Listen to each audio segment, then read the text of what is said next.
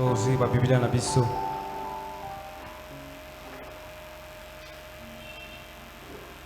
Apocalypse chapitre 1er. Moneseli mokopo maliboso.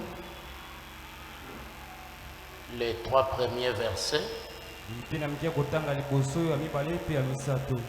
Et puis nous allons sauter au verset 12. Pina sima tokupumbwa pona kotanga na nzela mkia kotanga zomi na mibale jusqu'à 18. Kino zomi na mwambi. Révélation de Jésus-Christ que Dieu lui a donné.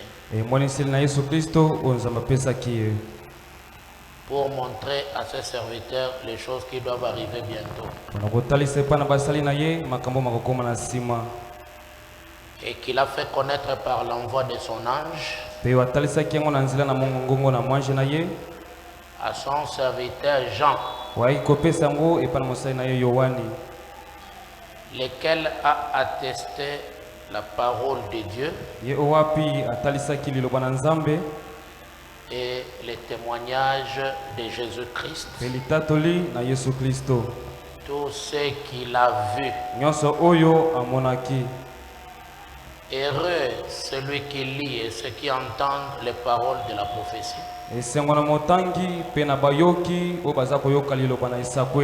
Et qui gardent les choses qui y sont écrites. Car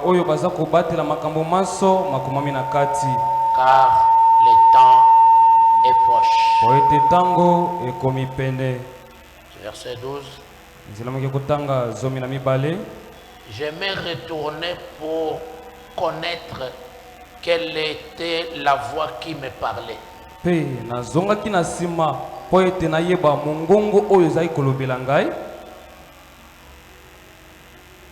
après m'être retourné, je vis 7 chandeliers d'or.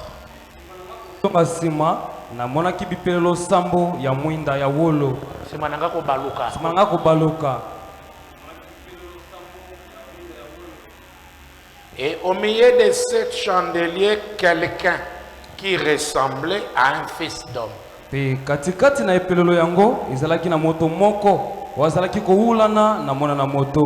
Vêtu d'une longue robe ayant une ceinture d'or sur la poitrine.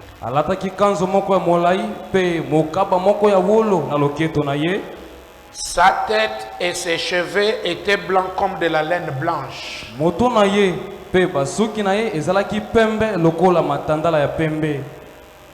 Comme de la neige. Ses yeux étaient comme une flamme de feu.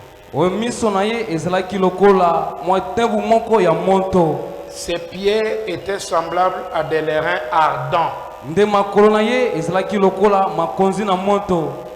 Comme si lui était embrasé dans une fournaise. Et sa voix était comme le bruit de grandes eaux.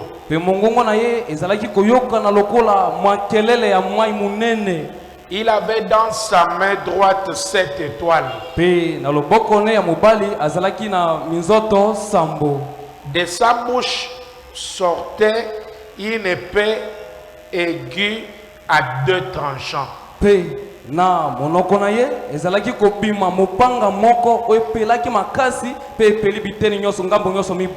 Et son visage était comme le soleil lorsqu'il brille dans sa force. Quand je l'ai vu, j'ai tombé à ses pieds comme mort.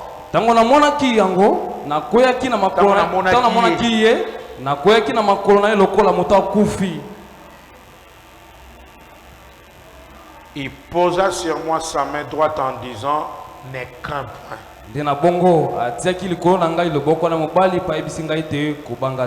Je suis le premier et le dernier et le vivant. J'étais mort et voici je suis vivant au siècle des siècles. Je tiens les clés de la mort et du séjour des morts. Prions. La victoire est dans le sang, alléluia. dans les sangs de Jésus-Christ, mon sauveur. La victoire est dans les hommes. Alléluia. À Jésus la gloire, à lui l'honneur. Agneau gloire. Gloire et puissance à l'agneau. Alléluia. Gloire à lui l'honneur, à lui l'honneur. La victoire est dans les hommes. Alléluia. À Jésus la gloire, à lui l'honneur. Seigneur Jésus, nous sommes venus sur rendez-vous. Nous nous sommes attendus avec toi. Et nous serons ici encore les jeudis. Et tu étais là, à l'heure exacte, pour nous rencontrer. Le désir de nos cœurs quand nous venons, c'est de communier avec toi. Cette communion que l'homme a perdue au commencement, lesquels le prix a été payé à la croix. C'est pourquoi nous chantons la victoire est dans les sangs. Et par Malachie 4, tout est restauré. Merci pour le retour en Éden. Nous voulons ce soir, notre Père et notre Dieu, toi, celui qui était mort et tu es vivant, au siècle des siècles. Jésus-Christ, le Dieu de la Bible, le Dieu des prophètes, le Dieu des apôtres, soit le Dieu de chaque frère et de chaque sœur ce soir. Que l'atmosphère, la fraîcheur qui était le soir en Éden, lorsque le Logos, le Fils, parlait, que Seigneur, nous puissions nous retrouver devant cette onction qui guérit les malades, qui restaure l'homme, qui nous repositionne et nous donne tout ce que nous avons perdu. Bénis-nous spécialement, exauce nos prières. Au nom de Jésus-Christ, nous t'avons prié. Amen. Veuillez vous asseoir.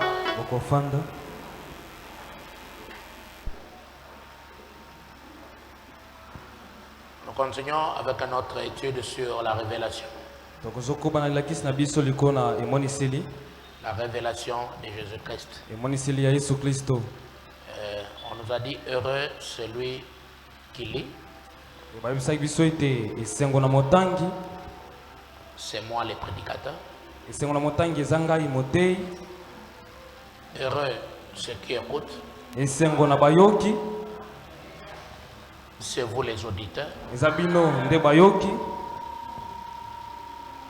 Et il finit par dire heureux ceux qui gardent les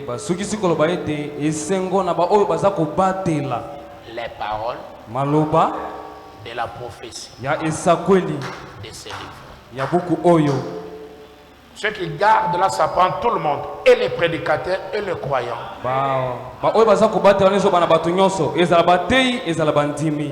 Car le temps est proche.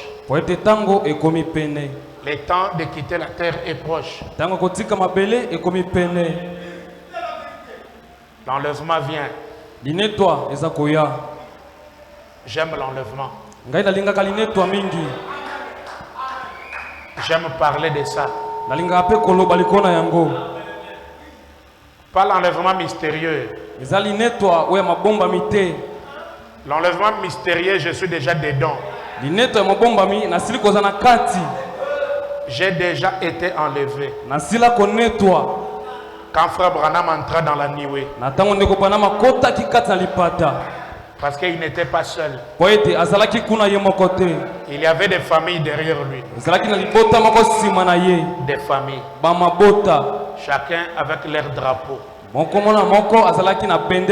J'étais là derrière Frère Branham, je tenais le petit drapeau de RDC. Le petit drapeau de RDC, j'avais ça dans ma main en train de secouer. Beaucoup de gens avaient chacun le drapeau de leur pays. J'entre au ciel avec le drapeau de la RDC. J'aime ce pays. C'est le pays que Dieu nous a donné. Et c'est un pays dans la prophétie.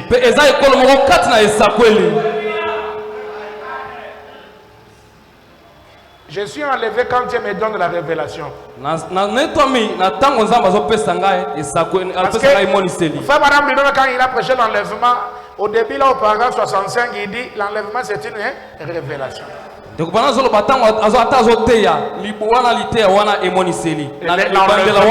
L'enlèvement. Il prêchait l'enlèvement. C'est la révélation. Quand tu es révélé, tu es enlevé.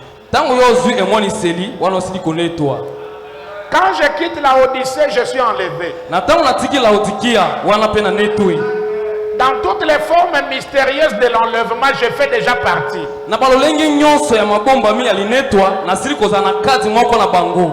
Mais j'aime insister sur l'enlèvement comme départ. Parce que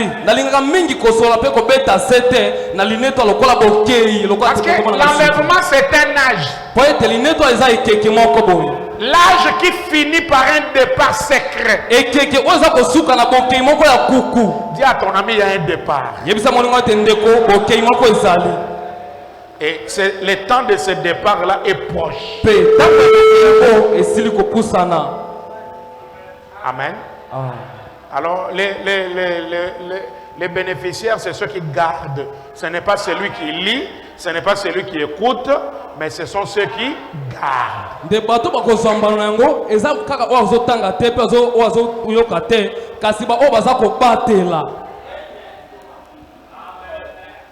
Observez la Russie. Observez. L'ange a dit à Frère Branham d'observer la Russie. C'est-à-dire les gestes, les mouvements. Quand la Russie bouge, quand la Russie parle, quand la Russie fait quoi. Et puis il a dit surveille le roi du nom. Le roi du nom a un nom. Son nom c'est Vladimir Poutine. L'ange a dit à Frère Branham surveillez Vladimir Poutine. Et Frère Branham dans la chair il est parti. Et nous sommes là les frères Branham. Est-ce que quelqu'un comprend ça très bien? Nous les frères Branham nous sommes là. Nous surveillons Vladimir Poutine.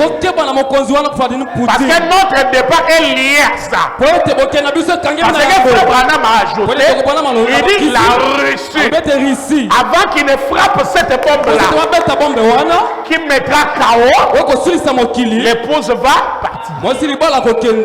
Alors le temps est proche. Surveille le roi du Nord. Kengelaye.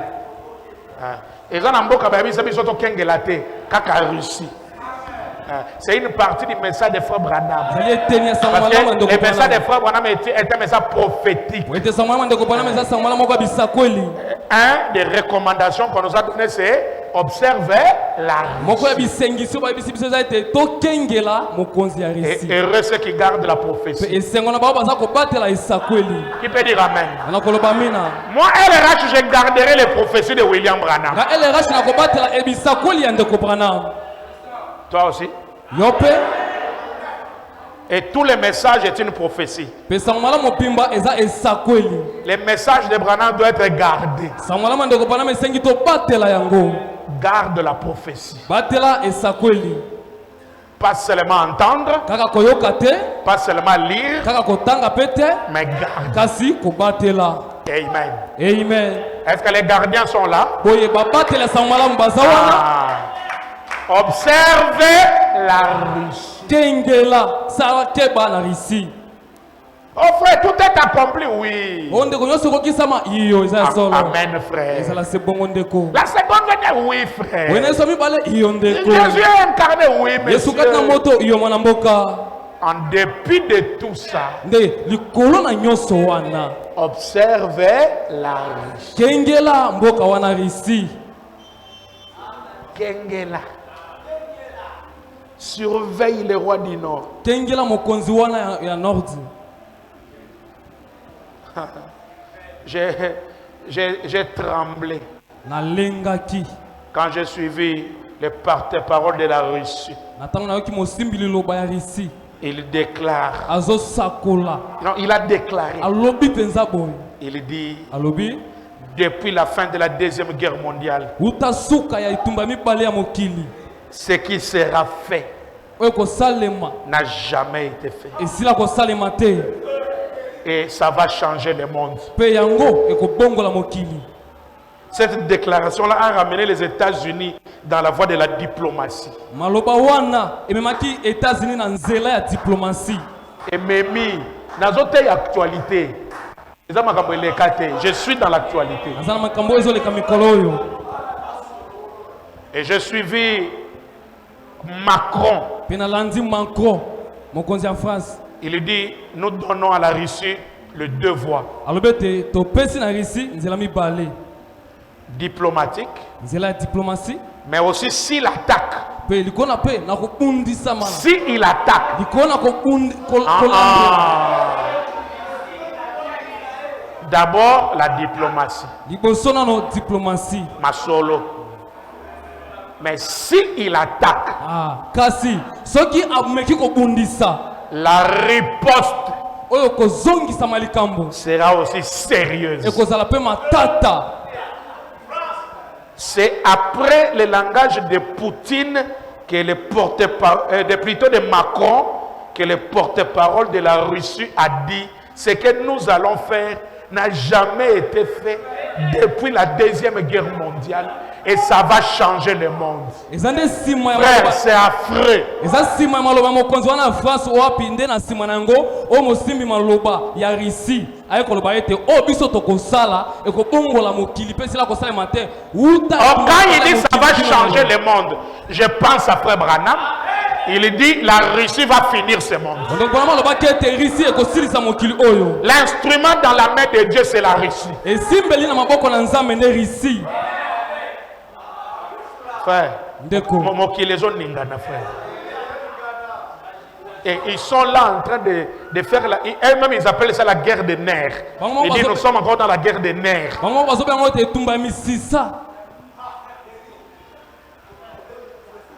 Et l'Amérique a un peu replié.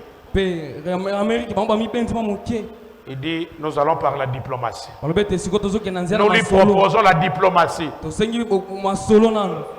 Et Vladimir va causer avec Macron par téléphone demain. Pour discuter. Lui, il est prêt. Ses troupes sont déployées. Ces troupes. Mapinga na ya tiango kuna bibundeli ya tie. Il dit l'Amérique n'a qu'à oser, on peut aller d'abord nous deux quelque part. Frère Branham a vu.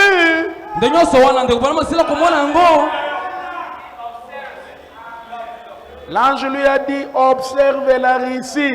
Kobulunganisa mayele ete kozala distraite. Mokili ekosuka na loboko ya Russie. Surveille les rois du Nord. Et quand Branham disait ces choses-là, la Russie n'était pas forte.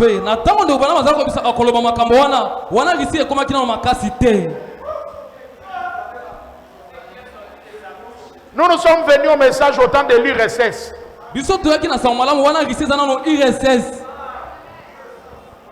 Et l'URSS et l'Amérique, c'était comme les deux grandes puissances, mais l'Amérique avait toujours les droits supérieurs.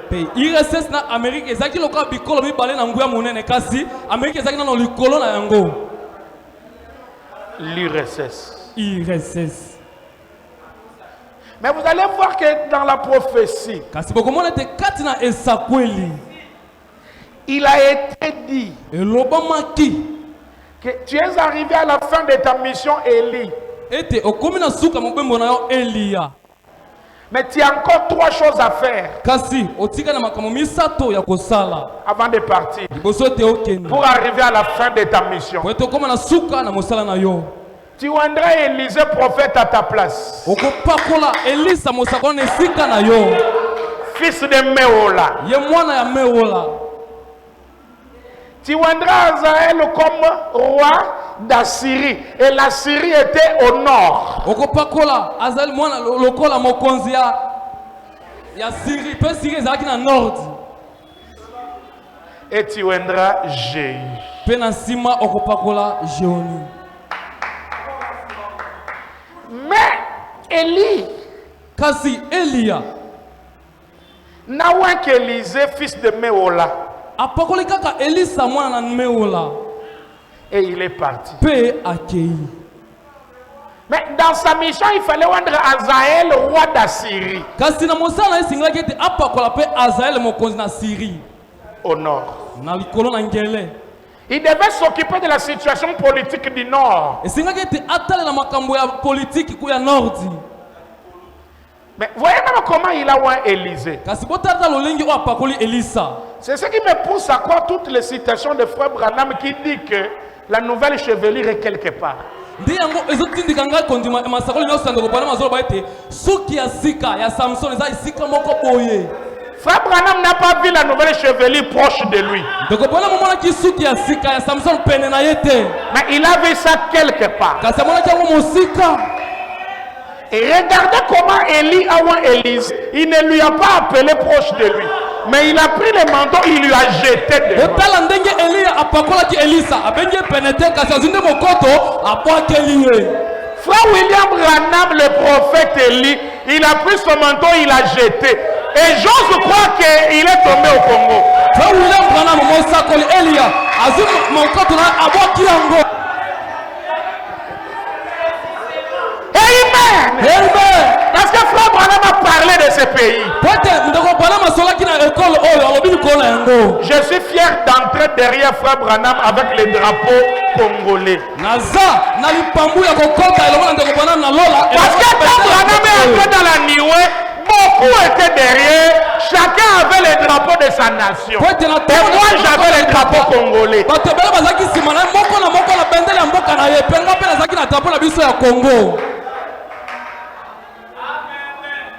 C'est celui qui a reçu l'onction, qui a vécu les changements politiques au nord, mais dans le ministère d'Élie.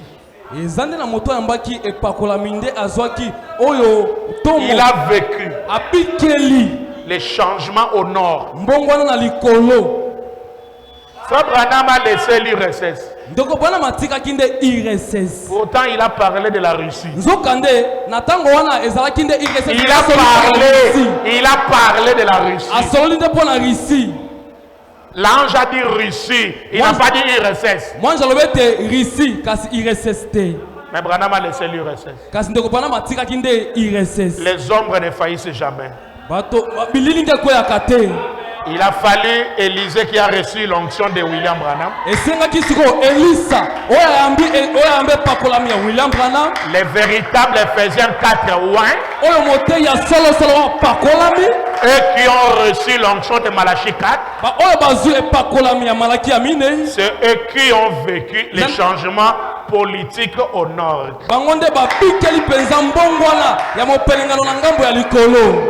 Avec l'avènement de Mikhail Gorbatchev, qui est venu avec le nouveau vent, la Perestroïka, en 1989.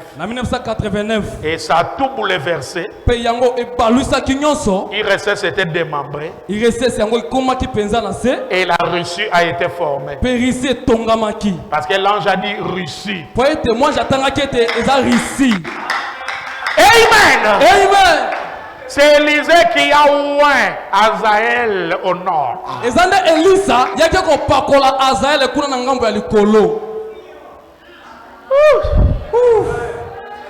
Alors, comme nous avons vécu avec l'onction de William Branham, les changements au nord, na bongo lokola biso to biteli e pakola mi William Branham mbongwana kuna na ngambo ya likolo, la Russie est installée. Russie o etiami. Alors, nous devons observer les rois du nord. Na bongo esengi na biso to Yebisa mudila simbe na liboko, loba kobosa na kamakambo yote kengela Russie. Kengela ye na ba geste, na ba mouvement, na ba déplacement, na maloba. C'est une des grandes choses dans le message. Observe la Russie. Surveille les rois du Nord. Vladimir Poutine. Pourquoi tu dois surveiller? Après ta bombe, tu dois surveiller mokilité na biso toza awa. Soki bombe wana ebeti mokili esili na ngona yo. C'est fini pour toi. Tu as raté l'enlèvement. Tu iras à la maison, je ne suis plus là. Tu viens, il est souvent à l'église, je ne suis pas là. Je suis membre de l'enlèvement.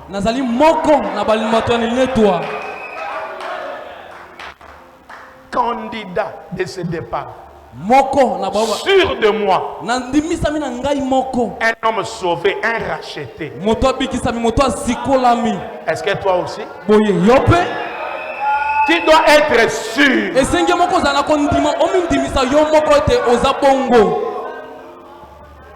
Beaucoup de gens qui disent qu'ils sont enlevés seront surpris. Qu'au départ, ils n'ont pas participé. Ah. Non, c'est bien ça, mais il faut les mettre quand je demande. Quand je demande, Sogina Sengi, oh, Charles Yaka, moi no lelo mystique, to bandina no teme azo lenga lenga bo. Tu as reçu combien d'interprètes? Les lois sont un peu déboussolées là. Pémanan, tamso liaki foufoute.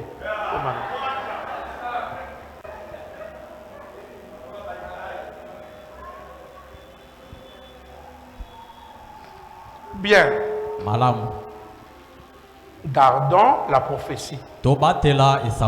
Et cette prophétie ici, ce n'est pas... Je vois l'ombre de la mort sur toi, c'est pas ça.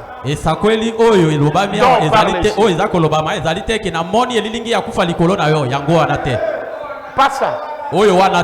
La prophétie ici, c'est William Branham. Garde cette prophétie. Je vois l'ombre de la mort, ce n'est pas notre niveau. Tendons à ce qui est parfait. C'est comme mon ombre de la mort, longo lango.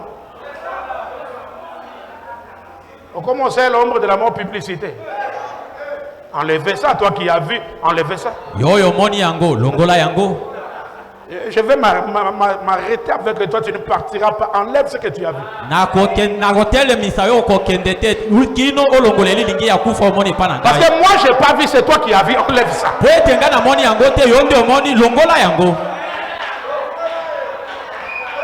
Si les gens connaissaient la parole, les prophètes là vont fuir.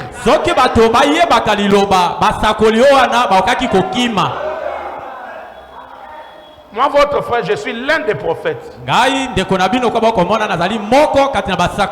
je préfère donner la prophétie William Branham, c'est sûr.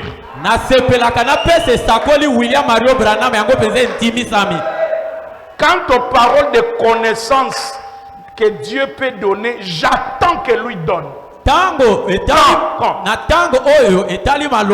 qui, voilà, pour ce qui concerne, que Dieu peut révéler pour quelqu'un. Je m'attends à ce que Dieu parle. Même si ça fait 2 ans il n'a pas donné, je ne parle pas. Je suis rigoureux sur ces choses-là. Très rigoureux. Je n'aime pas des blagues là-dessus. Ça doit être Dieu. esengeli ezala te kaka nzambe. Pas votre pensée. Ezali likanisi na yo te. Et la prophétie ne répète pas. Pe lisakweli yango ezongelaka kaka te likambo moko mikolo nyonso. Botika kobondela batu ndengwana, il faut ba kima. Il faut ba yeba que na niwe les gens sont enseignés. Wewe ete yana lipata. Ayena ba biloko wana chasser avec les messages. Ah, soki ayena batndenge wana bengana na sango na tinda. Ça y est, sombela ye sucré. Soki mbongo transport eza pesa ye, loba na ye koyaka suna makamba ete. Ce n'est pas la parole de Dieu. Voilà ce que dit la parole de Dieu. Il ne faut pas rester calme toujours. C'est le jour de défendre la vérité. Gardons la prophétie. C'est quoi la prophétie?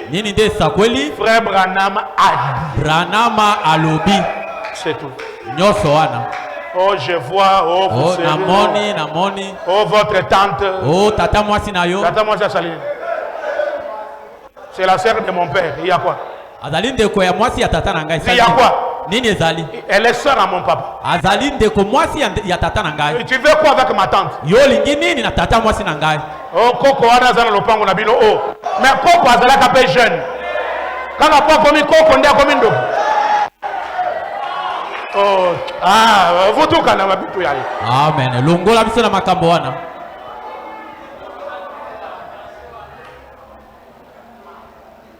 Gardons la prophétie. To batela esakweli.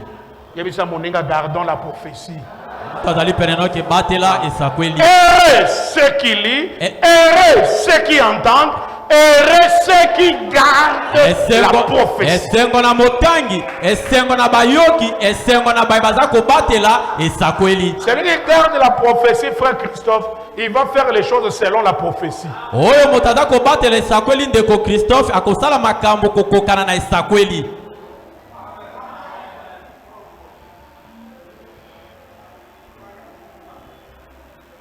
Bien. Malamu. Nous allons lire les 7 âges de l'église. Tokotanga bikeke sambo ya lingomba. Prédication. Litea. Prêcher en mai 54. Oui, teya mina mobu wana pena sanzo lobami. Nous commençons au paragraphe 27. Je ne sais pas là où on va s'arrêter ce soir. On pose les bases de ce qu'on va voir dimanche.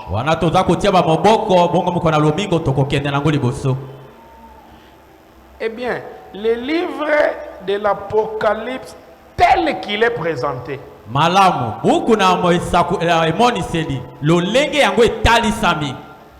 Daniel se rattache à cela. Daniel aye akangani na yango. Esaïe se rattache à cela. Isaya pe akangemi na yango.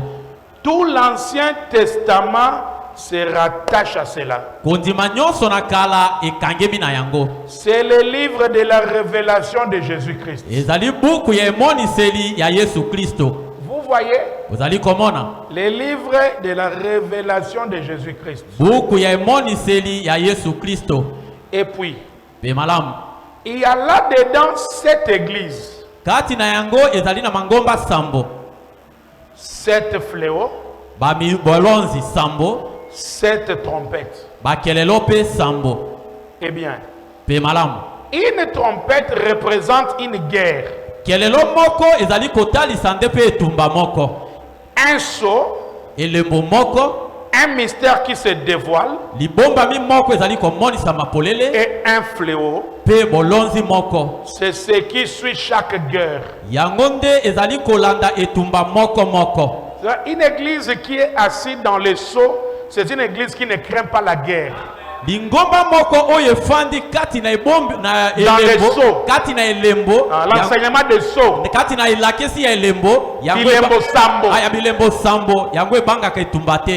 c'est une église guerrière. Parce que les sceaux, c'est la déclaration de la guerre. Si vous acceptez de manger les sceaux, vous acceptez la guerre. C'est avec les sceaux que 10 000 des amis ont abandonné Frère Branham. Les sauts, c'est la guerre déclarée. bilembo ezali oyo bitumba oyo epesami. Si tu acceptes de quitter les églises de Malemba pour venir ici dans l'église de la révélation des sceaux, tu dois supporter la guerre. Soki ondimi kotika alosambo ya Malemba ondimi oya awa na lingomba ya bilembo yamba bitumba. Supporter. Ikela yango piko. Et la guerre sera longue. Eke tumbe kozala penza molai. Et populaire. Ah, pena bato nyonso. Ici, tout le monde est en guerre. Awa moto nyonso azakati na etumba. Et Jésus avait vu ça avant sa mort. Pe Yesu amonaka yango liboso na kufa na ye. C'est pourquoi quand Pierre a coupé l'oreille de Malchus, Jésus a dit non. Prends l'épée et remets dans le four. Il n'a pas dit à Pierre de jeter. Alobaki zuwa mopanga na yo tia yango na ebombelo. Ayebisaki ete kibwaka mopanga. Non, il n'a pas dit à Pierre de jeter. Alobelaki Petro. Parce que Jésus voyait que la prochaine venue, Yesu amonaki ete na boyeyo ya sima. ça sera le saut, ekozala bilembo. la déclaration de la guerre. Oyo bopesa mitobo pasuki ya bitumba. Alors la guerre est déclarée. Na boye bitumba epesami. Tout le monde de position. Moto nyonso zwa etelemeli etumba. Ce n'est pas le combat de ma pauvre. Ezali etumba ya kobeta na mabotu te. Mais l'épée. Kasi ezali nde etumba ya mopanga. Il est écrit. Ekomami. Il est écrit. Ekomami. Et dans cette guerre, c'est la troisième. Pe kati na etumba oyo ezali ndo ya misato. Dans la troisième guerre, Kati na etumba ya misato. c'est Israël contre Israël. Ezali nde Israele kotelemela Israele mosusu. Même un Israélite qui est distrait, donnez-lui l'épée. Ata Israele oyo azali apanzima ele bete mopanga. C'est comme ça que Finé est devenu héros. Tala bongo nde Finé akomaki engambe. Parce qu'il est allé trouver un Israélite en train de faire le mal dans le sacerdoce. Il a pris l'épée, il a transpercé et l'homme et la femme. C'est la troisième guerre. Israël moko azakosala mabe azwi mopanga atoboli ezala kobali pe na mwasi oya etumba ya misato ezali nde Israele kotelemela Israele mosusu. Dieu a besoin de Finé. Azali na bosenga ya Finé. Dieu Nzambe a besoin de Finé. Nzambe azali na bosenga ya Finé. Yaba Finé. Yaba Finé, ok. Zwa mopanga liloba. Frère Branham a dit. Ekobra malobi. Heureux ceux qui gardent la prophétie. Esengo na baye bazako batela esakweli. Est-ce que tu es là? Na boezwami wana. Est-ce que quelqu'un est là? Na moto moko azali wana. Alors dans la révélation de Jésus, il y a ça, il y a les 7 églises, il y a les fléaux. Kati na moni na Yesu ezali na o ezali na ngomba sambo ezali na bilonzi sambo. Il y a les trompettes, il y a les sceaux. Ezali na bakelelo ezali na bilembo. Et tout ça c'est la guerre. Wana ezali etumba. Et avec l'aide de Dieu, vous ne trouvez pas les 7 âges de l'église? Pe esengo Dans Cocher. 12 mai 54, les 7 âges de l'église. Ok. Le programme Cocher de Shekinah. Oya Shekinah Gosher. Cocher. Gosher, ok. Paragraphe 29. Ya utanga tukumi bale na libwa. Et avec l'aide de Dieu. Elongo na lisungi na Nzambe. Et avec les livres de l'histoire, Pe elongo na buku oya lisolo. je peux vous démontrer Na ukiko laki sabino. que nous vivons au temps de la 7e trompette. Ete tozali kobika na tango oya kelelo ya sambo. Pour le 7e fléau. Po na bolonzi oya sambo. Et pour que le 7e sceau soit ouvert. Po ete elembo ya sambo yango pe fungwama. Et la 7e coupe déversée. Pe oyo keni ya sambo esopama. 31. 31. Et puis on en arrive dans ce dernier âge.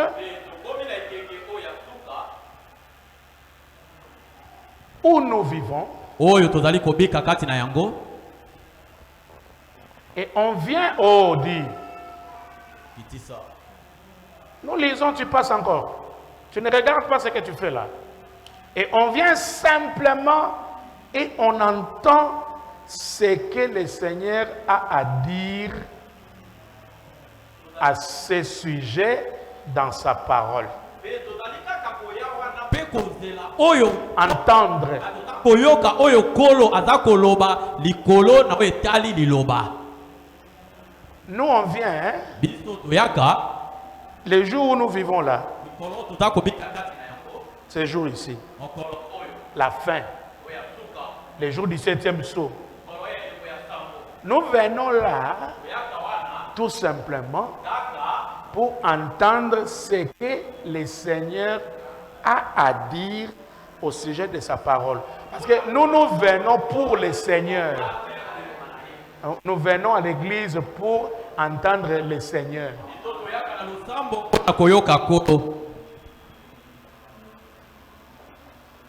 Pas un homme, le Seigneur.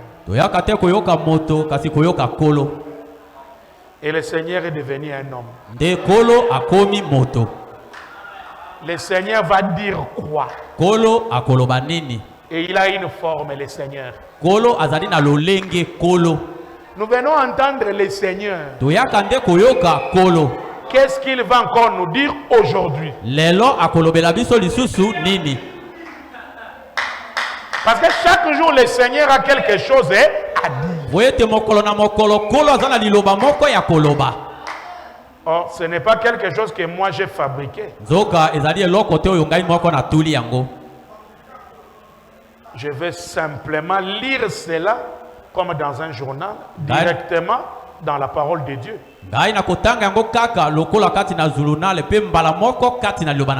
Ainsi, ceci est sa révélation directe adressée à l'Église.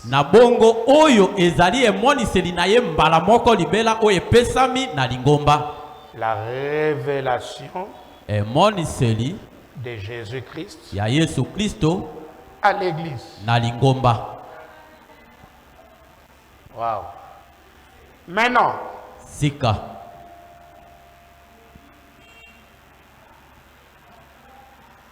on va sortir certaines choses pour aller vite. Je prends 37.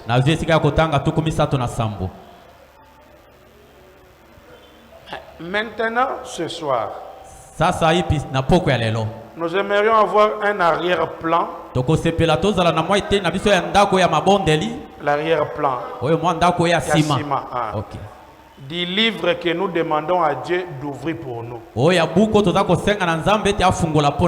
C'est le livre de la révélation de Jésus-Christ. Frère Branham a prêché Christ est révélé dans sa propre parole.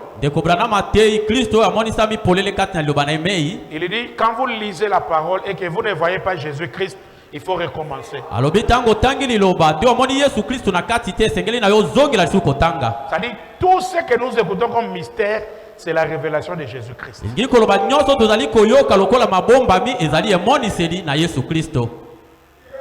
La personne adorable. Le levable. Le louable. C'est Jésus-Christ. Frère Branham et l'échafaudage. Vous connaissez l'échafaudage? Branham et l'échafaudage pour que nous arrivions à Jésus.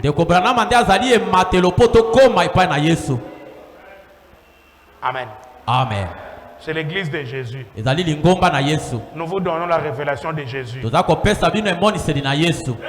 Et qui est Jésus? Ce livre a été écrit vers 96 après Jésus-Christ. À 96. Selon les écrivains, par Jean le bien-aimé. Et il avait eu cette vision sur l'île de Patmos. C'est une île dans une mer de l'Asie d'environ 24 km. Quelque chose comme cela. Et nous savons quelles étaient les raisons qui a amené Jean là-bas. C'était à cause de la parole. À cause de la révélation. Si tu crois bien, les gens seront contre toi. Et ceux qui seront contre toi, ce n'est pas les prostituées.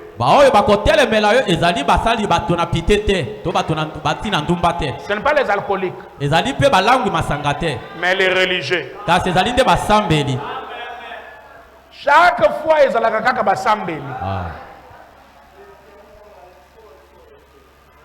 Les pécheurs dans la rue n'ont rien à voir. Mais les religieux. Les gens à craindre, c'est les religieux. Pas les soulards. Mais les religieux. Les religieux te feront quelque chose que les soulards vont regretter.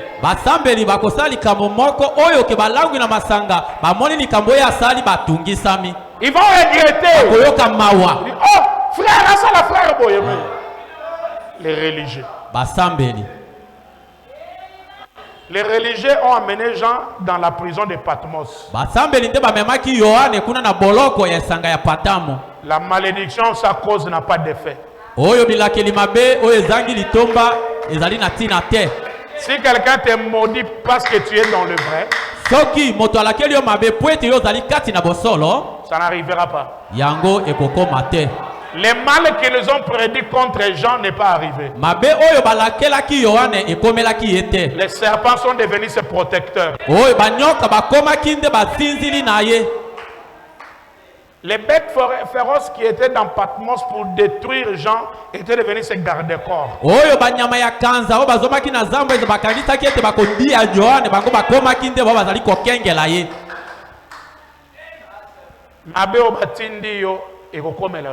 Amen. Et rechanger. Ne craignez pas la malédiction.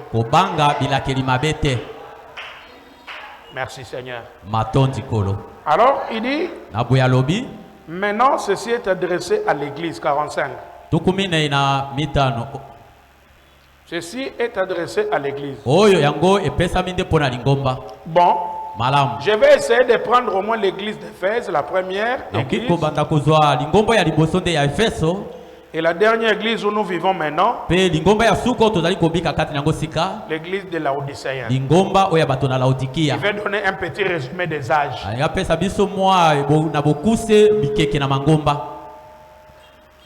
On en parlera. Nous sortons, nous prenons 111, nous allons arriver au résumé des âges.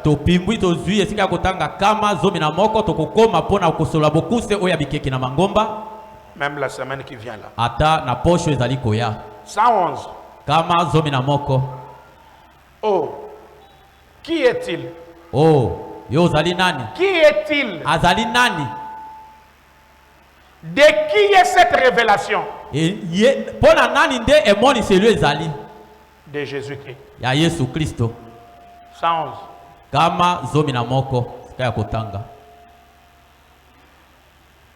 111. Recule un peu. Oh, qui est-il? Oh, yazali nani? Qui est-il? Ye azali nani? Qui est-il? Azali nani? Qui est-il? Ye azali nani? Parce que les gens parlent de lui un peu comme leur camarade, un peu comme un homme dépassé. Mais en réalité, nous parlons en révélation de Jésus-Christ. Qui est-il? Les gens essayent un peu de parler de lui comme quelqu'un comme ça. Qui est-il? De qui est cette révélation? Ezali Anani. Ok, merci. De Jésus-Christ. Et ici, il n'est pas un prophète.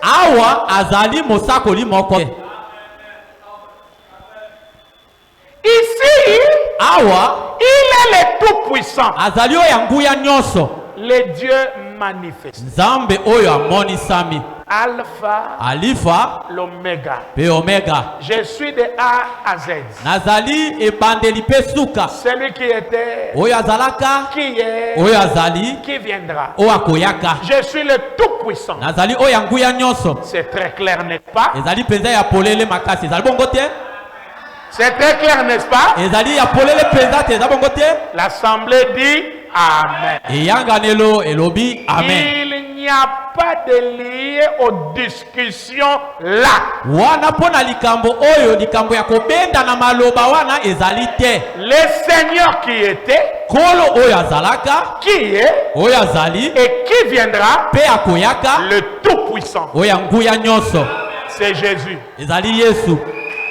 Awa Jésus prophète était Amen. le Tout-Puissant. Oyo nguya nyonso. Le Dieu des prophètes. Nzambe ya basakoli. Ici, on ne prend pas Jésus comme un prophète, non. Awa tozwi Yesu te lokola mosakoli te. De A à Z. Kobanda na letele A kino na Z. J'étais mort, je suis vivant. Je suis Nakufaka nazali na l'alpha bomoi. et l'oméga. Nazali alifa pe omega. Qui était mort? Na inde akufaka. Parce que Elohim ne meurt pas. Po ete Elohim ya akufaka te. À Gethsemane, Elohim s'est retiré. Na Gethsemane Elohim ya bimaki. Il s'est retiré. Ya bimaki. C'est Jésus, l'homme, le corps qui est mort. C'est Ezali le corps Yesu. là, l'homme galiléen. Ezali Jésus de Yesu Nazareth, nzoto wana c'est lui tekufaki. qui parle, Ezalaki j'étais mort. Mobali wana ya Galilai yenda lobi na kufaka Je suis vivant. pe naza na bomo. L'alpha et l'oméga. Alifa pe Et omega. on dit ici, pas de discussion. Awa ndeko Ici, bana il ne obeli se kambo ya présente kobenda na pas mabete. comme un prophète, mais le Tout-Puissant. Awa tozie te lokola mosakoli kasi oyo ya nguya nyonso. Qui était mort? Nani nde C'est akufaki? lui qui était mort. Oyo akufaki Et il est vivant. nde azali na bomo. Jésus de Nazareth, Yesu ya Nazareth. l'homme de Galilée. Mobali na Galilaya. Le Dieu de Frère Branham. Nzambe ya ndeko Branham. Le Dieu de Paul. Nzambe na Paulo. Le Dieu de cet âge de l'église. Nzambe ya bikeke sambo ya lingomba. Mon Dieu, Nzambe na ngai. ton Dieu. Nzambe pe na yo. Branham dit pas de discussion ici. Ndeko Branham alobi likambo ya kobenda na wana ezali te. Ici, Awa pas de discussion. wana ezali likambo ya kobenda na te. Jésus est Dieu. Yesu nde Nzambe. Quel est Jésus Yesu oyo wapi? de Nazareth? Oyo ya Nazareth. Celui qui était mort. Oyo akufaki. Celui qui est mort n'est pas Elohim. Oyo akufaki azali Elohim Celui qui te. était mort, c'est Jésus de Nazareth. Oyo akufaki nde Et Yesu il ya est Nazareth. ressuscité. Pe asekwi. Le vivant, Azali na bomo. le tout-puissant. Oyo ya nguya nyonso. J'étais, Nazalaka. je suis, Nazali. je viendrai. Pe na kozonga. Le tout en tout. Nyonso kati na De nyonso. A à Z. Kobanda na A kino na Z. Jésus. Yesu. Yebisa moninga par Yesu nzambe azate.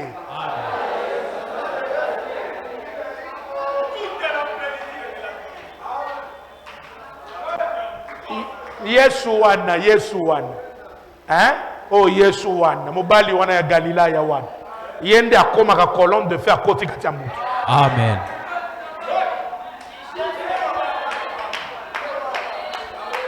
Nzambe mosusu azate.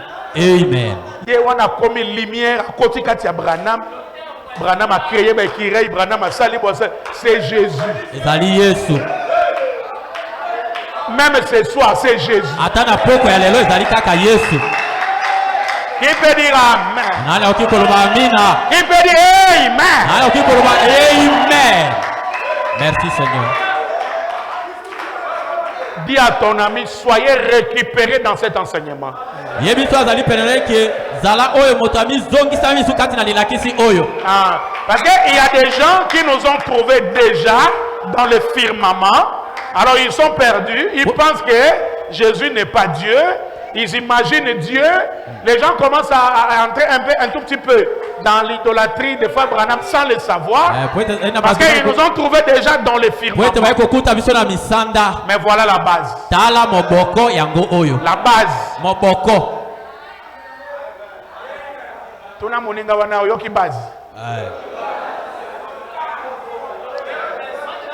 Fondement de fondement. Moboko peza ya moboko. Jésus est Dieu, le Yesu Tout-Puissant. nzambe oyo nguya nyonso. Elohim et le Fils. Wana makambo na bango. Etali yote.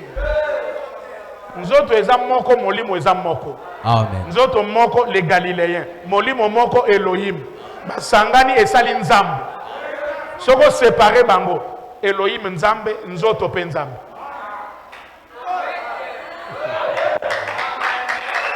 Mais ceux qui bazui frère Branham va séparer. Branham a tiré mutu. Nzambake. Amen. Merci. Jésus même son corps est Dieu. Yesu nzoto na ye ezali nzambe.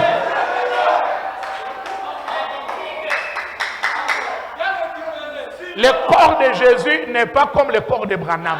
Nzoto na Yesu ezali lokola nzoto ya ndeko Branham ate. Il faut bien comprendre les choses. Esengeli ososola makambo malamu.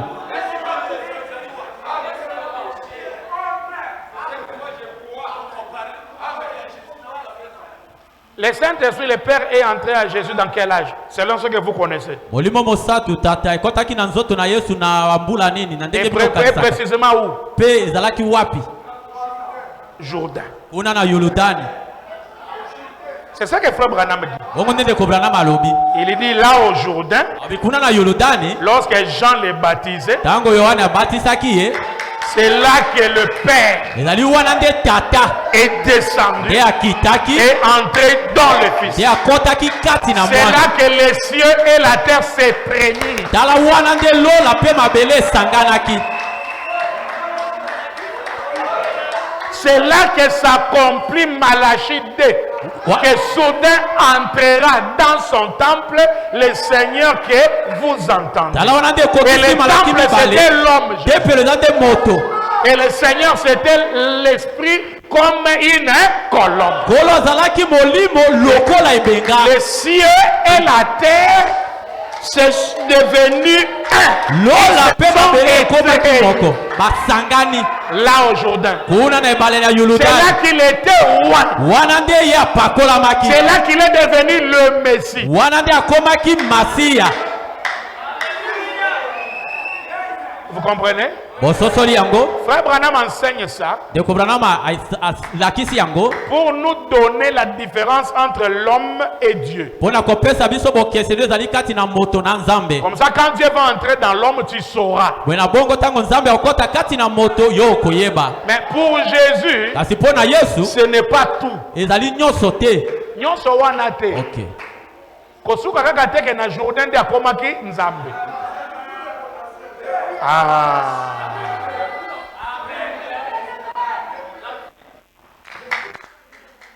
Amen. Les mages de l'Orient, Bayekoli mizoto to bato na mayele bimelo na tango. ils sont venus là Bango bayaki wana pour l'adorer. pona kosambela ye. Branham et la Bible confirment que Branham ape ils na Biblia ont bandimisa miete. trouvé un enfant de 2 ans. Bakendeki wana bakuti mwana oya mbula mibale.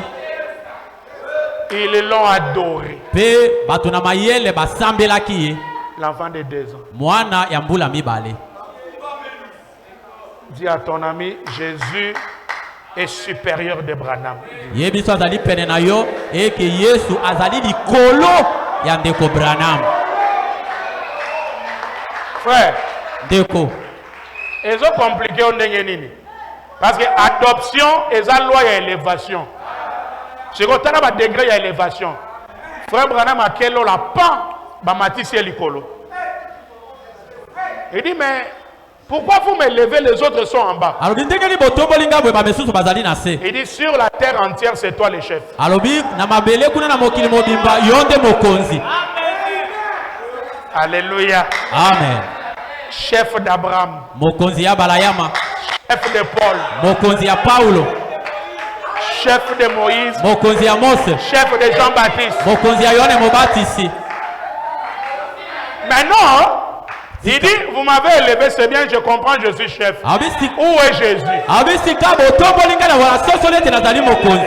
Sika wa Yesu azali wapi? Parce que moi, je vois déjà la gloire. Wete ngana za komona kembo. Je suis déjà élevé. Na tombwami. Maintenant, où est Jésus? Na bongo Yesu azali wapi? On dit Jésus Bayebisi ye est Yesu. encore très Abi élevé. Yesu atombomi lisusu koleke siko yo ozali. Branham iko julu Branham azali likolo. et Jésus iko julu sana zaidi. Yesu azali su likolo mingi koleka. Est-ce qu'on peut acclamer Jésus? Oki kobetela Yesu maboko. Jésus est Dieu. Nde Nzambe. Hein? Troisième pôle, tu comprends? Il faut bien saisir. Parce que tu as tendance un peu. C'est Jésus qui est Dieu. Le chef de Branham.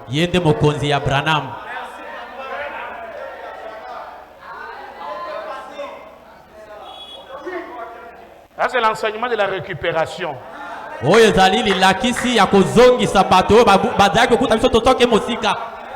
Comme ça, quand je vais voler encore, je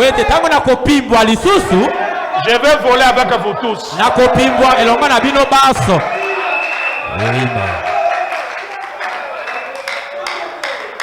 Biso tosambelaka Yesu ya Nazareth. Amen. Natanga la penza frère Branham. Frère Branham a benga na penza ba démon. Alobi penza au nom de Jésus de Nazareth. La parole fait chair. Avant la parole fait chair, alobi na Jésus de Nazareth.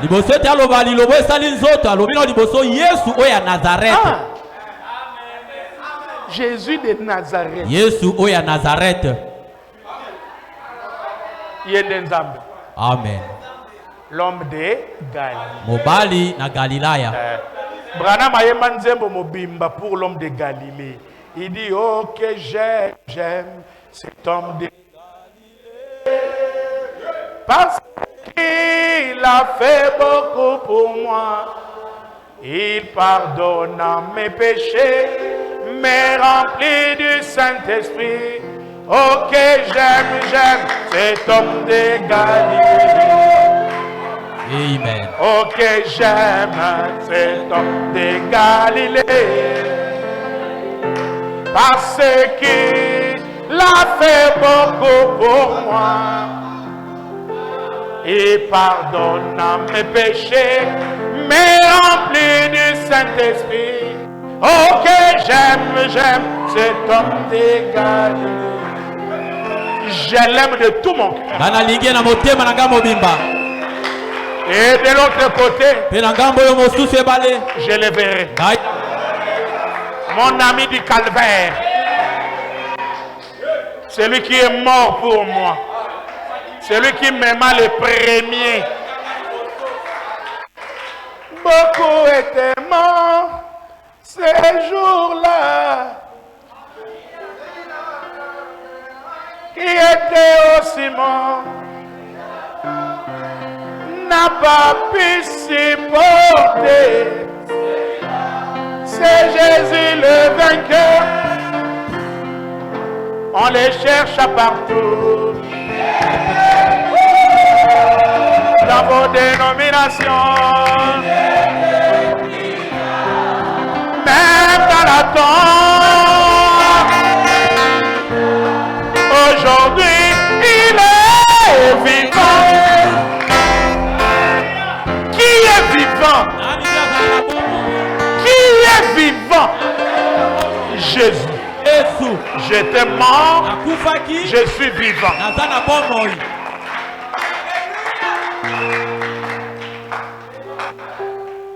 Frère Sambo était en extase. Frère Sambo, il était en extase. Ah, c'est comme s'il était mort.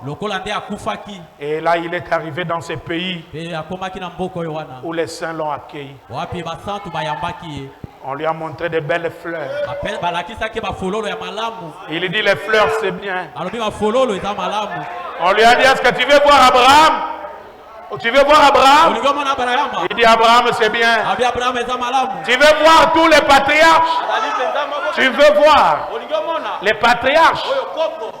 Il dit tout ça c'est bien. Mais montre-moi celui qui mourut pour moi. Mon ami. Calvaire. Mon ami.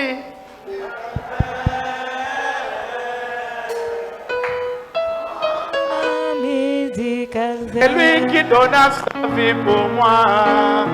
Mon ami du calvaire.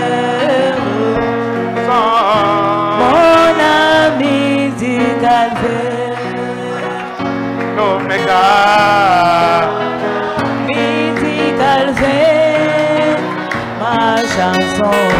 mon ami du calvaire. Mon ami du calvaire, je donnerai à ses les louas, les glorifier. Alléluia.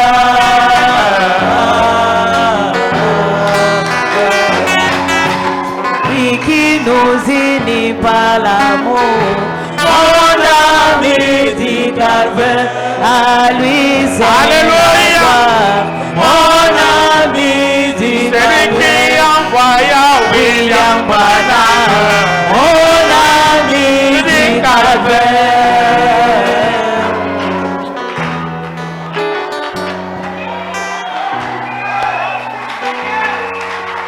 Hey! Amen. Si dans ton cœur, tu avais un autre Dieu, changez ce soir. Soki na motema na yo ozalaki na banzambe mosusu na poko ya lelo bongola. Dieu c'est Jésus. Nzambe nde Yesu. Jean a dit, comme on va voir, il dit, je suis tombé à ses pieds. Na boyo Yohane alingaki amona Jean a dit, Yohane alobi on va voir ça, tokomona yango et je suis tombé à ses pieds etenga na kweyaki na makolo na ye comme un mort. lokola mokufi Mais il m'a saisi. kasi ya simbaki ngai. Il dit, ne crains point, Alobi Yohane kobanga te j'étais mort, nakufaka je suis vivant. nazali na bomoi J'ai les clés nazali na lofungola du séjour des morts. ya esika ya bakufi. Tu ne mourras pas si Jésus n'a pas accepté. Yo kokufa te soki Yesu andimisi nano te.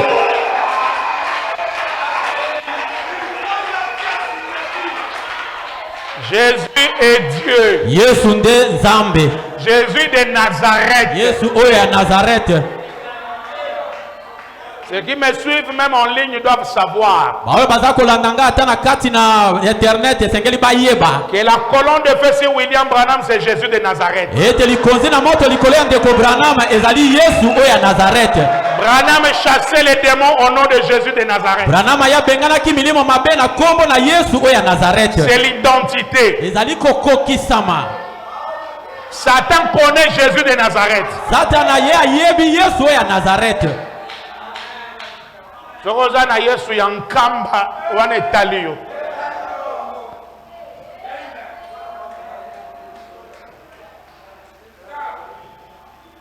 Que les gens essaient de minimiser Jésus. Heureusement, Frère Branham dit ici, il n'y a pas de discussion.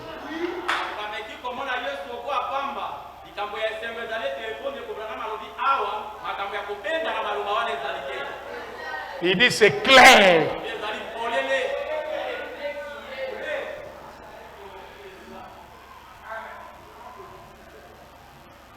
Le corps de Jésus est ressuscité, pas celui de Branham. Le corps de Branham n'est pas ressuscité.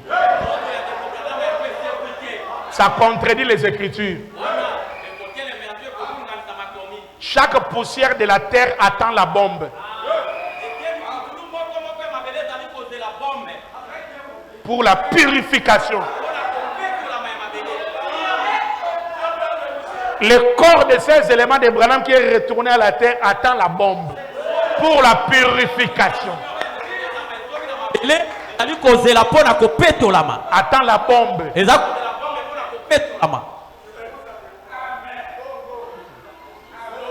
Mais la théophanie Branham n'est pas mort. Pendant que je prêche, il est là en train de me donner l'onction.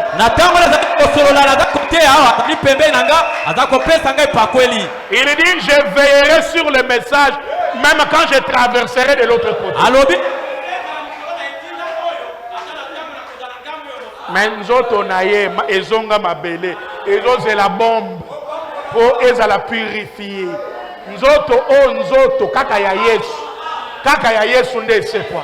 Amen. Teya muninga za pembeni na wana teya yebisa.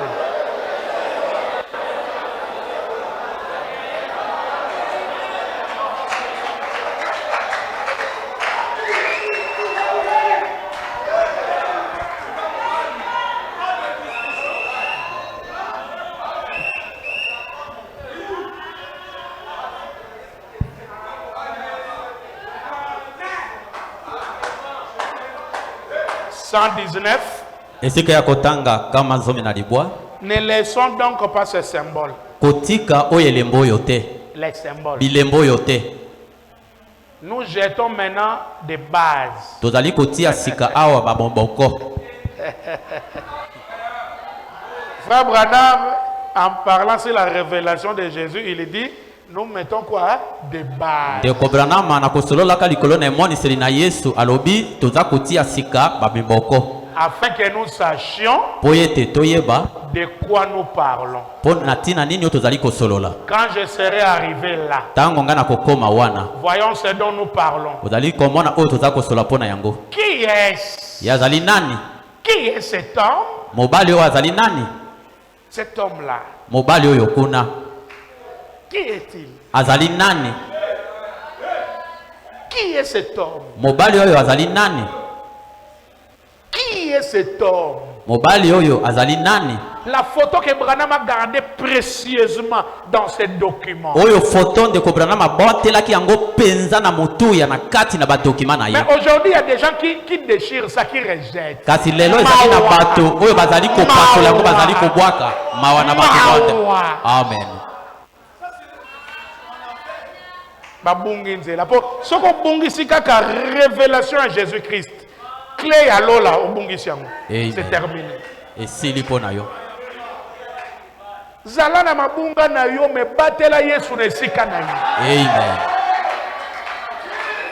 Qui est cet homme? mobali oyo azali nani? Mobali ya Galilaya Yesu. Mobali ya Galilaya.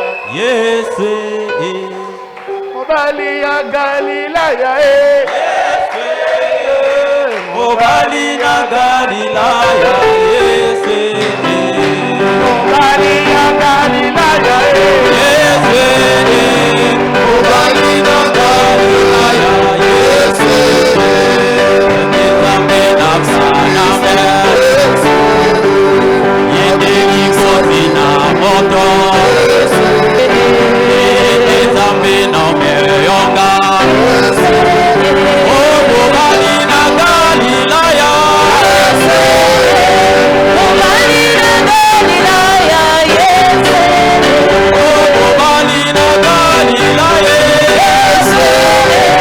Mobali na Galilaya Yesu. Alpha pe Omega Yesu. Imani pesuka Yesu. Nizambe ya mensage Yesu. Nizambe na kaname Yesu. oh mobali na galilaya Yesu. Mobali na Galilaya Yesu. mobali na galilaya Yesu. Mobali na Galilaya Yesu. Nizambe na meyonga Yesu. Nizambe na masere Yesu. Nizambe na masere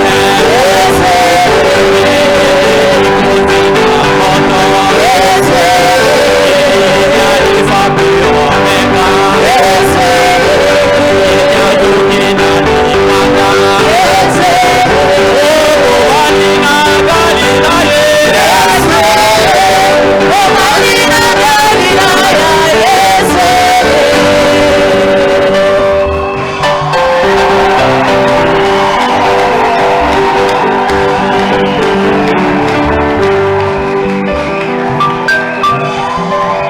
Alléluia. Amen.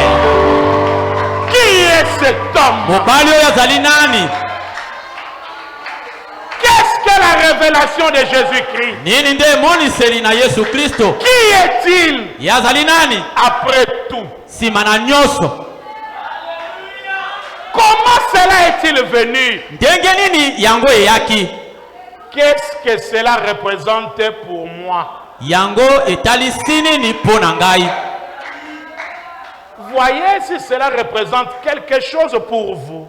totala soki likambo yango mpe ezali kotalisa likambo moko mpo na yo. Voyez, omoni si cela a lieu là pour moi, Kotala soki yango etiami wana pona ngai. Remarquez. Kotala. On va prendre autre chose. Tokozelo ko mosusu. Ah, l'homme de Galilée. Oh, mobali na Galilaya.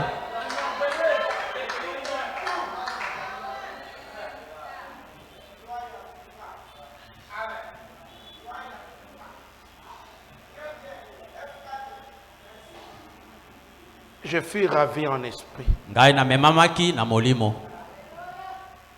Peu importe à quel point vous êtes saint, Etalite na lolenge nini yo za mosantu, vous êtes pieux, ozali moto malamu, à quel point vous êtes prédicateur na lolenge nini yo zali motei, ou membre laïque, to moili ngomba, ou quoi que vous soyez, to ozala nani, vous ne pourrez jamais aboutir à quelque chose avec Dieu tant que vous n'entrez pas dans l'esprit. yo koki kokoma toko kende liboso te elongo na nzambe na tango yo koti na note kati na molimo. Je ne parle pas du fait d'avoir des émotions. Nazali koloba te pona o etali makambo ya kotutuka.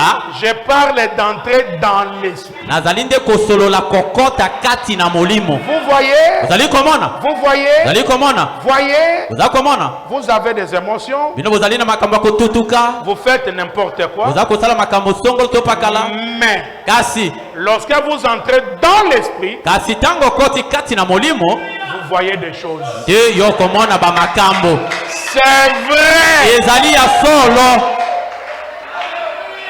Psalm 41. Kama tukumisa tuna moko. J'ai vu tout le monde entrer en esprit ici. Na moni moto nyonso kokota na molimo. Amen. Dans l'esprit de savoir qui est cet homme de Galilée. Kati na molimo ya koyeba mobali ya Galileo azali nani? C'est mon Dieu. Yende nzambe na ngai. C'est mon Seigneur. Yende kolo na ngai. Je l'aime. Nalingi ye mingi. Je prends position pour lui ici sur la terre. Ngai nazwi ngambo na ye awa na mabele. Je sais qu'au ciel, il va prendre position pour moi. Na yebi ete na lola ye pe akozwa ngambo po na ngai. Daniel Curie a fini sa course. Daniel Kiri ye asukisaki mobembo na ye. Et là au ciel, Pe kuna na lola. lui qui se voyait saint sur la terre. Yo Daniel Kiri amimonaki etaza mosantu awa na mabele. Mais là, il est devenu pécheur. Kasi kuna na lola akomaki mosumuki. Tu n'as pas volé, j'ai volé. Yo ibaki te na ibaki. Tu n'as pas pris les femmes d'autrui, j'ai pris. Ozwaki mwasi na moto te na zwaki.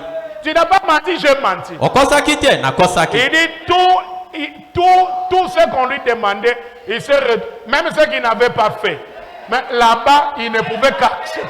Aobi nyonso o bazalaki koyebise ata oyo asalaki te kasi kuna azalaki na lisengisi eke andima. Et il a été condamné. Pe ye akwesamaki. Mais Kasi la douce voix mongongo ya pete pete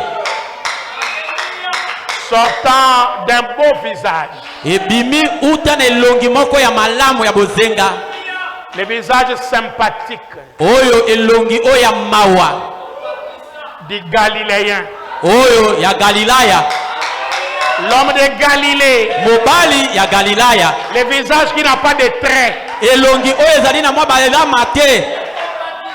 Hoffman a essayé, mais il est plus que ça. Hoffman ameki koyema kasi ya leki oyo wana. Ça, c'est un dessin. Oyo ezali nde kaka boyemi nde bayemi. Il n'a pas pu arriver. Ye penza Hoffman penza akomi penza na yango te. Jésus est plus que ça. Yesu aleki oyo boto komona. Un visage sympathique. Oyo elongi etondi mawa. Il dit Père. Alobi tata. Daniel Curie sur la terre m'a défendu. Daniel Kiri kuna na mabele ye alobelaki pona ngai. Ici, Awa je défends sa cause. ngai pe na lobeli pona tina na likambo na ye. Tuna yo koboya Yesu. Siko kuna nani akozwesika na yo?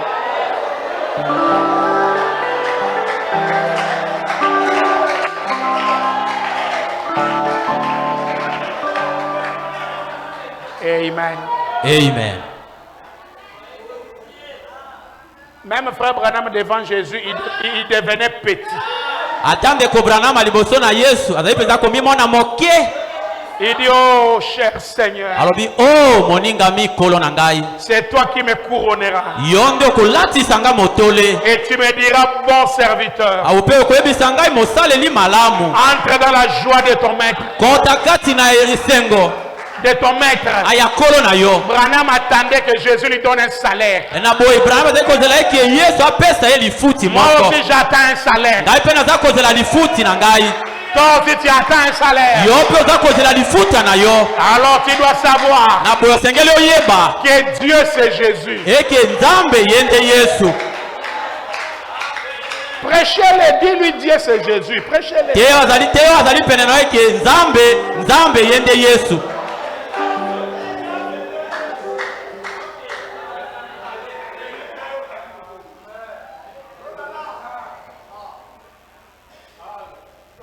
Ça 41.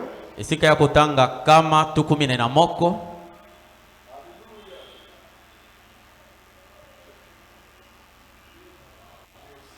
Trompette. Kelelo. La trompette, c'est une annonce. Kelelo ezalinde kobekola likambo. Gabriel, à la venue du Seigneur, sonnera la trompette de Dieu. Gabriel naboye na kolo akoyula kelelo na Nzambe. Claire. Ezali polele. Gabriel va faire quoi? Gabriel akosala nini? Mwana azokende mbangu buye likambo nini? Zongisa ngoma trompette. Kelelo. Einde trompette oyo balobaka ete tango Yesu akoya okamata bandimi kelelo ekoyula palalalala palalalala palalalala palalalala. Non! Te kelelo yo alate. Cette trompette, Oyo kelelo oyo c'est une annonce. ezalinde koyebisa likambo liboso. Gabriel! Gabriel. Gabriel! Gabriel. À la venue du Seigneur Naboye na kolo sonnera la trompette de Dieu. ye akoyula kelelo na Nzambe. Qui peut dire amen? Na okikoloba amina. Au jour de la voix de l'ange Gabriel, Mokolo na mongongo na mwange Gabriel quand il sonnera la trompette. tango ye akoyula kelelo. Demande à ton ami, tu connais Gabriel? Tuno azali pene na eke oyebi Gabriel. Il y a un homme qu'on a promis dans Apocalypse 10. Ezali na moto. Ezali na moto balakaki Il ye. connaît quoi? La trompette. Ezali na moto balakaki ye kati na emoni selizomi mokapo ya sambo. Yende akoyula kelelo. Et on l'appelle Gabriel. Pe babengi ye Gabriel. Demande-lui, omoni-moi Jelou Gabriel.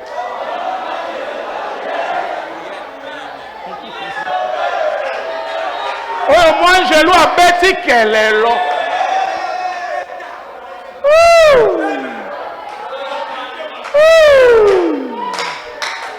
Gabriel. Amen. Quand il est venu chez Daniel, Tango yake pai na Daniel. Daniel dit, je vis l'homme, hein? Gabriel. Daniel alobete na moni moto Gabriel. L'homme. Moto. Nzokande Angelou Gabriel azakande moto. Na tango, Nzamba atindaka Gabriel. Amen. Gabriel oyo lelo, ya koyula kelelo. Amen. Et demande à ton ami qui sonne la trompette. Tuno azali pene na yo. Nani ndi azali koyula kelelo? La trompette de la venue du Seigneur. Kelelo oya boye na kolo. Qui sonne. Nani ndi akuya koyula yango? Gabriel a annoncé la première venue. Gabriel ndi Gabriel annoncera annoncera la seconde. Ata Gabriel pende akoya koyoba pona boye ya mibale. William. William. Marion. Marion. Branham. Mon ange Gabriel. Moi, Angelo Gabriel Nangai.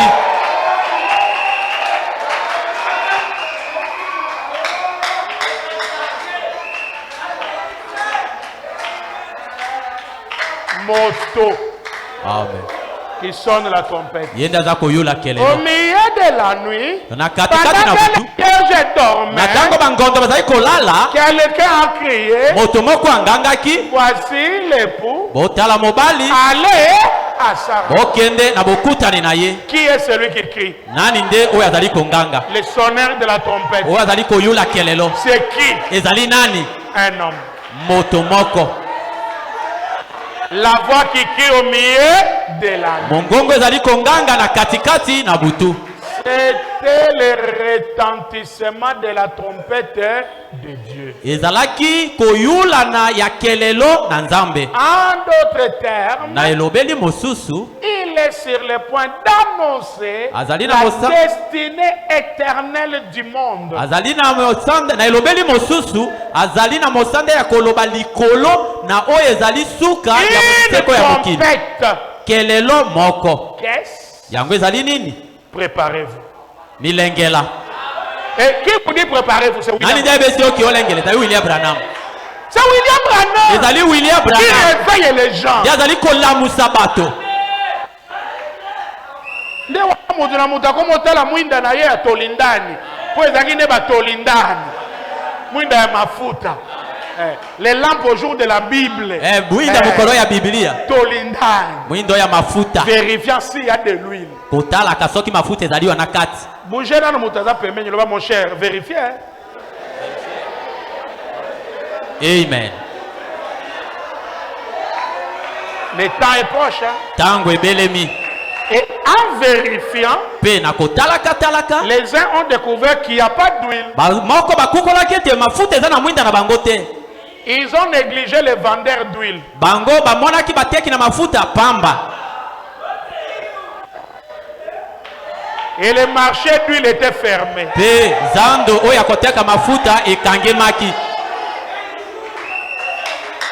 Le maître a retiré ses vendeurs du marché. Kolo aye kolongola bateki na ya mafuta kuna na zando. Et la porte était fermée. Pe kuke ya koteka mafuta ekangemaki. Oh là là.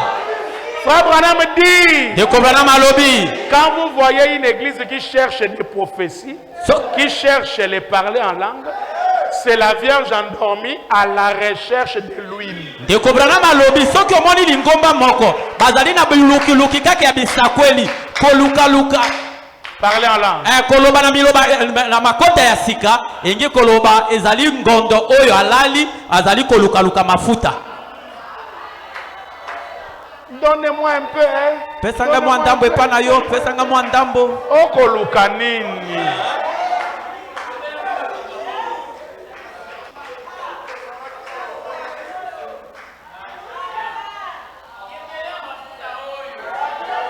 Profitez. Hein? Yo zwali bakuna yango ha. Dis à ton ami profitez. Yebiso azali pereno ke zwali baku tango moteki na mafuta azana no wana. Branham dit, Dekobana malobi. je vais vous donner Na kopesa bino la révélation de Jésus. emoniseli na Yesu Kristo. La porter à l'église. Be amemi yango na lingomba. Je vais vous parler. Kai na kosolo na bino. Vous dire Koyebisa bino ce que sera la destinée du monde. oyo ndenge mokili ekosuka. De ceux qui recevront, Pe oyo bango bakoyamba. pas na baye bakoyamba, Pona baye bakoyamba. et de ceux qui rejetteront. Pe na baye bakobwaka. Merci Branham. Matondi Branham. La trompette de Dieu. Kelelo na nzambe. Attention. Salakeba. Chaque homme, quand la trompette retentit, Mobali nyonso to moto nyonso tango kelelo ezali koyula. saisit quoi? Asimba nini? Son épée. Esengeli asimba mopanga na ye. Et prend quoi? Pe azwa nini? Azwa etelemelo na ye. Attention. Salakeba. La guerre est en Etumba yango epesa. tout le monde est position. Moto nyonso azwa etelemelo etumba. Attention. Salakeba. Alors attention. Na bongo salakeba. Alors Na attention. bongo salakeba. c'est la trompette de l'évangile. ezali kelelo ya sango malamu. Les chauffards. Oyo ya kobeta Chauffard. En hébreu, on appelle ça les chauffards. abenga ngo chauffard. Quand la trompette de l'évangile retentit, c'est pour préparer à la guerre. Tango kelelo oyo ya etumba beti ezali po ete oyo lwengela etumba. Alors soyez spirituel. Na boye zala moto na molimo. Parce que la guerre fait rage. Po ete etumba ye makasi. La guerre est longue et populaire. Etumba ezali molai pe na bato nyonso. La trompette nous dit, faites attention. Kelelo eyebisi biso salakeba. Alors attention. Na bongo salakeba. Si tu es distrait, tu rateras. Soki yo zali moto panti maele okozwa lisasi. Tu resteras. Yo kotikala. Tu vas rater l'enlèvement. Okozanga lipeto. Attention. Salakeba. La trompette dit attention. Kelelo ebisio te salakeba. Qu'est-ce que tu fais? Nini ndo za kosala? Attention. Salakeba. Attention. Salakeba. Cette voix attention parlera dans toi. Ça continuera à parler. Oyo monkongo wana ya kosala ete salakeba ekosolola kati na ope kokoba kosolola kati na yo. Ça va continuer, ça va continuer. Ekokoba pe ekokoba. Tu écouteras ma voix ici. Elle est enregistrée dans ton cœur. Elle continuera à parler. Attention. Lokolo za koyoka mongongo na ngai awa yeba ete kotia makati na motema na yo pe koyebisa yo salakeba. Ça va continuer à t'interpeller. Attention. Ekokoba kozongela kati na yo koyebisa ete salakeba. Il était mieux de ne pas écouter. Ezalaki malamu ete yo yoka ta makambo yo te. La trompette. Kelelo. Que Dieu vous bénisse. Tika Nzambe apambola bino.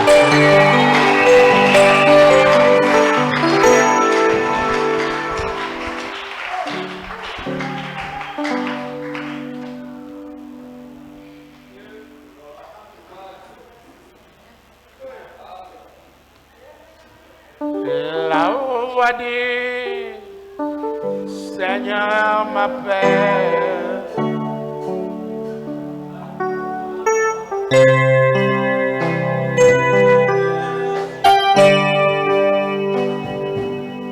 Je réponds. Oh, voici. mais voici moi, je suis à toi jusqu'au bout. jusqu'au bout. Aucun de tina Je souka. vais Nakotika na nzela te. dans les Ata mimetandeye. les mauvais Ata bapasi yenga nakotika te. à toi pour revivre, à toi Jésus pour toujours. Écoutez ça. Yoka oyo. Mais le chemin du calvaire est étroit et périlleux. C'est un chemin solide. Dolelo la moto, la moto. Zelana lola moto na moto.